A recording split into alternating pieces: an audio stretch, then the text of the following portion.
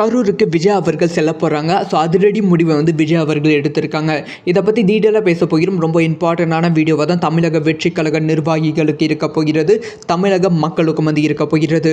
அதாவது விஜய் அவர்கள் மீது அடுத்தடுத்து வைக்கும் குற்றச்சாட்டு என்ன அப்படின்னு பார்த்தீங்கன்னா வந்து விஜய் அவர்கள் எதுக்காக கரூர் வந்து இன்னுமே செல்லலை, 20 லட்சம் நிதி உதவி கொடுக்குறான்னு சொன்னாங்களே, ஆனால் வந்து இது வரைக்குமே கரூர் செல்லலை, அங்கே இருக்க மக்களை வந்து விஜய் அவர்கள் பார்க்கல, ஏன் அப்படிங்கிற கேள்வி அதிகமாக கேட்கப்பட்டது. இதுக்கு வந்து விஜய் அவர்களே பதில் சொல்லியிருந்தாங்க. ஸோ நான் கரூர் செல்லலாம் தான் இருக்கேன், ஆனால் வந்து இது வரைக்குமே எனக்கு அனுமதி கிடைக்கல அப்படிங்கிற விஷயத்த சொல்லியிருந்தாங்க. இப்போ என்ன நடந்திருக்கு அப்படின்னு பார்த்தீங்கன்னா வந்து விஜய் அவர்கள் கரூர் செல்வதற்கு அனுமதி வந்து கிடைத்திருக்கு அப்படின்னு சொல்லப்படுகிறது.